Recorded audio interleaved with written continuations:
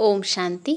आज हम 24 जुलाई 2023 की बाबा की साकार मुरली सुनेंगे। बाबा कहते हैं, मीठे बच्चे, ज्ञान रत्नों की लेन देन कर तुम्हें ज्ञान से एक दो की पालना करनी है। आपस में बहुत बहुत प्यार से रहना है। प्रश्न: बीमारी अथवा कर्मभोग होते भी अपार खुशी किस आधार पर रह सकती है? उत्तर: विचार सागर मंथन करने की आदत डालो। कोई भी कर्म भोग अथवा बीमारी आती है तो अपने आप से बातें करो। अब हमने 84 जन्मों का पाठ पूरा किया। यह पुरानी जूती है। इस पुराने हिसाब किताब को चुकता करना है। फिर हम 21 जन्मों के लिए सब बीमारियों से छूट जाएंगे। कोई बीमारी छूटती जाती है तो खुशी होती है ना। गीत: माता ओ माता, तुम हो जग की भाग्य विधाता। ओम शांति। यह है माताओं की महिमा। वंदे मातरम। हे माता, तुम शिव बाबा के भंडारे से सबकी पालना करती हो। तुमको शिव बाबा के भंडारे से ज्ञान रत्नों का खजाना मिलता है अथवा ज्ञान अमृत के कलश से तुम्हारी पालना होती है। वास्तव में महिमा शिव बाबा की है।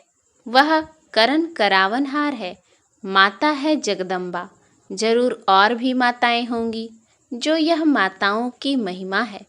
माता बहुत बहुत अच्छी पालना करती है।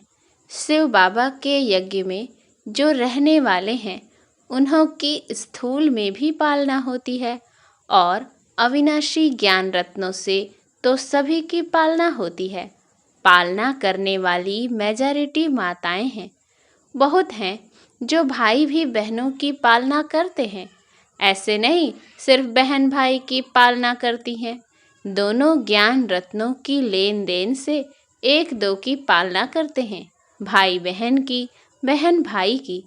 बच्चों को बहुत प्यार से रहना है।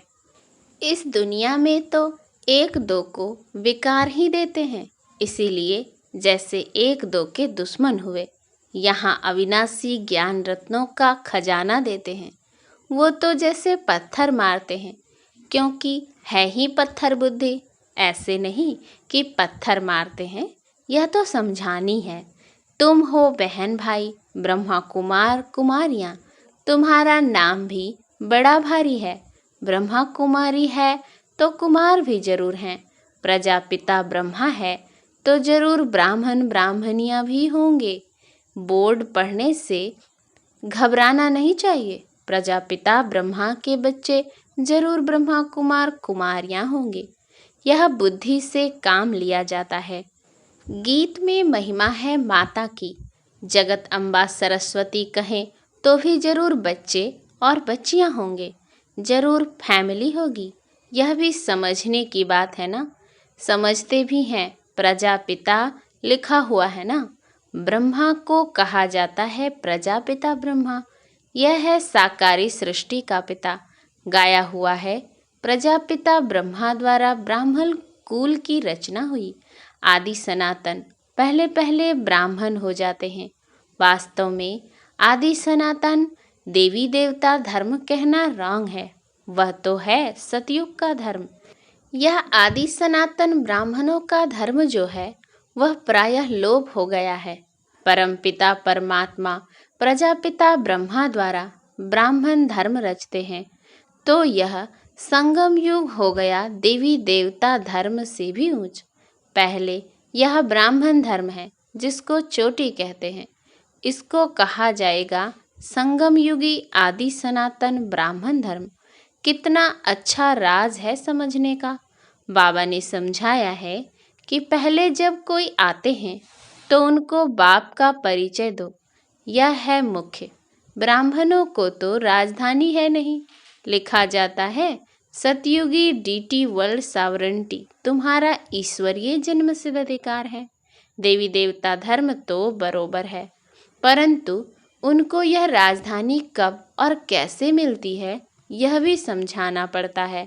इसीलिए त्रिमूर्ति का चित्र सामने जरूर रखना है।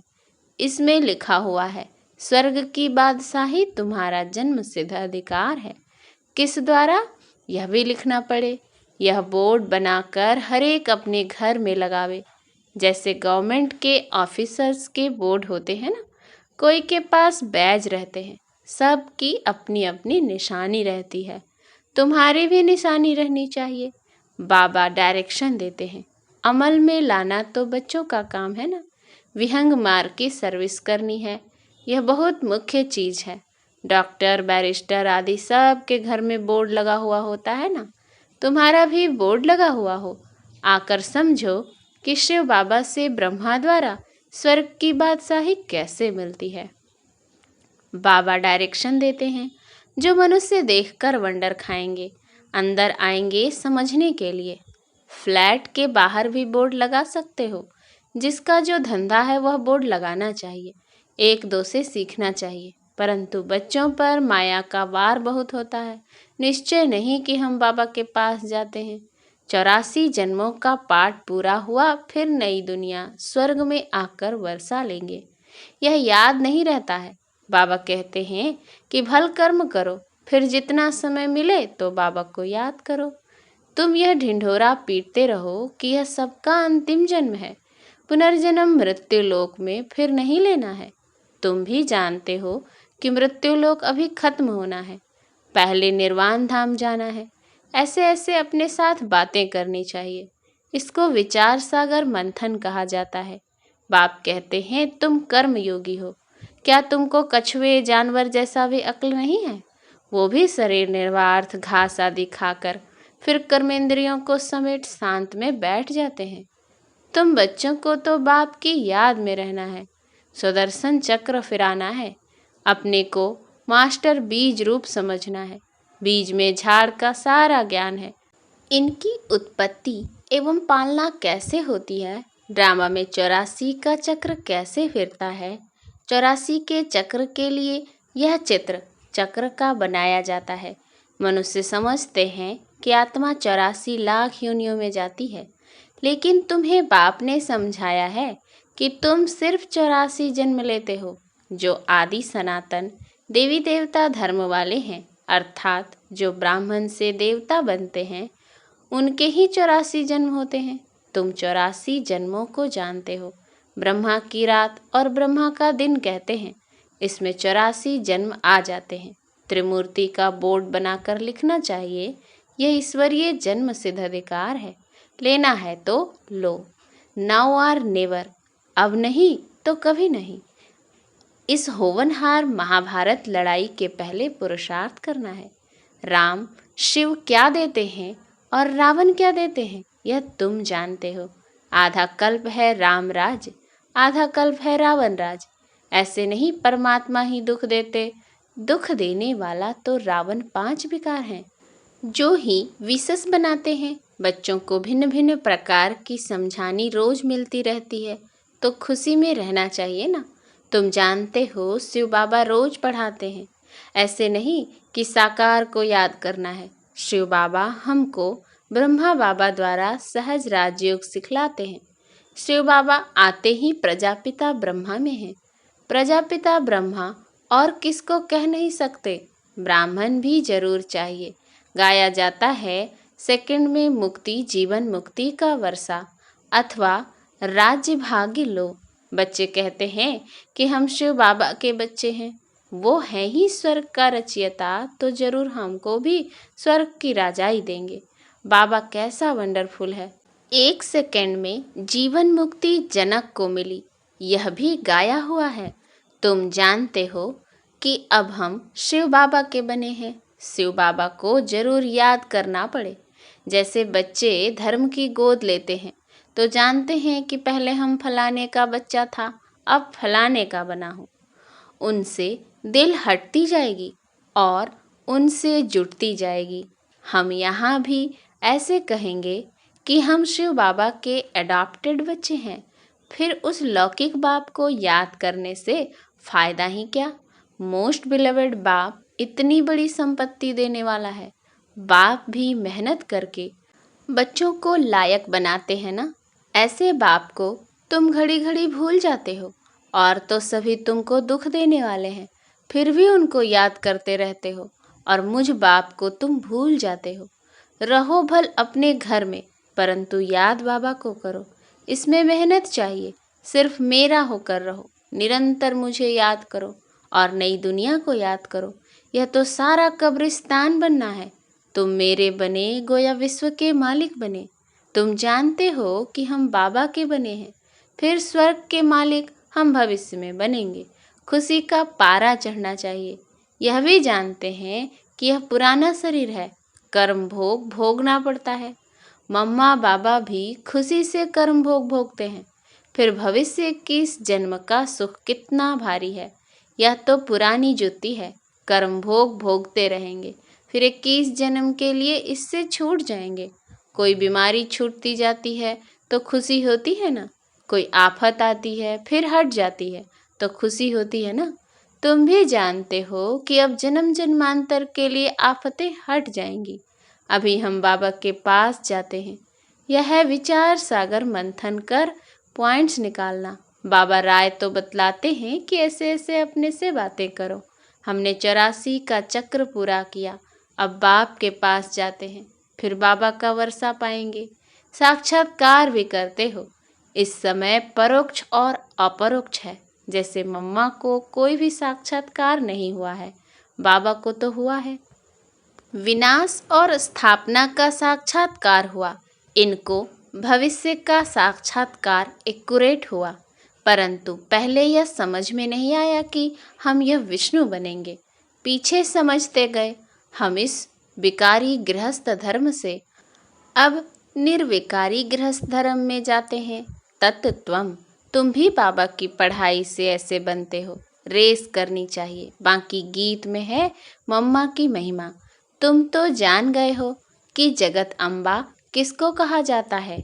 वास्तव में मात पिता कौन है? मात पिता कहने से जगत अम्बा याद नहीं आएगी। वह तो है निराकार। यह तुम्हारी बुद्धि में है। पिता तो गॉड फादर ठीक है, वह निराकार है। माता तो निराकार हो न सके, फादर निराकार है। जरूर वर्षा देंगे तो यहाँ आना पड़े ना। जो अपना परिचय दे तो जरूर उनको माता चाहिए। तो यह ब्रह्मा बड़ी माता हो गई। दादा है निराकार। कितनी वंडरफुल नॉलेज है।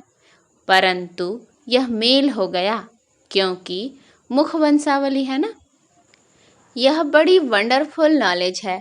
बाप कहते हैं कि कितना गुह्यराज समझाता हूँ, कोई की बुद्धि में बैठ नहीं सकता कि मात पिता कौन है। वो समझते हैं श्री कृष्ण के लिए। सिर्फ फर्क यह किया है, इसको कहा जाता है एकज भूल। कोई तो निमित्त बनना चाहिए ना। क्या भूल हुई जो भारत इतना दुखी होता है? अब तुम जानते हो किसने भुलाया, कारण क्या हुआ जो भूल गए। बरोबर माया रावण ने बेमुख कराया है। जैसे बाबा करण करावनहार है, वैसे माया भी करण करावनहार दुखदाता है। वह करण करावनहार दुखदाता और वह शिव बाबा करण करावनहार सुखदाता। माया बाप से बेमुख कराती है।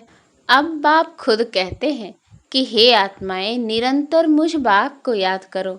तुम हमारे बच्चे हो, तुमको वर्षा लेना है। सिर्फ मुझे याद करो तो विक्रम विनाश होंगे। बेहद के बाप की मत मिलती है ब्रह्मा द्वारा। गुरु ब्रह्मा कहते हैं ना, यह तो है भक्ति मार्ग की महिमा। गुरु ब्रह्मा मशहूर है। वह फिर कह देते ईश्वर सर्वव्यापी है। आगे हम भी समझते थे कि ठीक कहते हैं। अब समझते हैं कि माया ने इन्हों से ऐसा कहलाया है। माया भूल कराती है नीचे गिराने के लिए, और बाबा अभूल बनाते हैं ऊंच चढ़ाने के लिए। बाप बहुत अच्छी तकदीर बनाते हैं। बाप को याद करना है, यह तो बहुत सहज है। अच्छा, मीठे मीठे सिकिलधे बच्चों प्रति माता पिता बाप दादा का याद प्यार और गुड मॉर्निंग। रूहानी बाप की रूहानी बच्चों को नमस्ते। हम रूहानी बच्चों की रूहानी बाप दादा को याद प्यार गुड मॉर्निंग और नमस्ते नमस्ते नमस्ते। धारणा के लिए मुख्य सार। पहला, अपने को मास्टर बीज रूप समझ कर्मेंद्रियों को समेट शांत में बैठने का अभ्यास करना है। दूसरा, विचार सागर मंथन कर खुशी में रहना है और खुशी खुशी से पुराना कर्म भोग चुकतो करना है। अपने आप से बातें करनी है कि हमने 84 का चक्र पूरा किया, अब जाते हैं बाबा के पास। वरदान, रिगार्ड मांगने के बजाय सदा ऊंची स्थिति में रहने वाले सर्व के पूजनीय भव। कई बच्चे सोचते हैं कि हम तो आगे बढ़ रहे हैं, लेकिन दूसरे हमको आगे बढ़ने का रिगार्ड नहीं देते हैं। लेकिन रिगार्ड मांगने के बजाय स्वयं का रिगार्ड स्वयं रखो तो दूसरे स्वतः रिगार्ड देंगे। अपना रिगार्ड रखना अर्थात अपने को सदा महान श्रेष्ठ आत्मा अनुभव करना। जैसे मूर्ति जब आसन पर है तब पूजनीय है, ऐसे आप भी सदा अपनी ऊंची स्थिति में स्थित रहो तो पूजनीय बन जाएंगे। सब आप ही रिगार्ड देंगे। स्लोगन, माया का तिरस्कार करने वाले ही सर्व के सत्कारी बनते हैं। अच्छा, ओम शांति।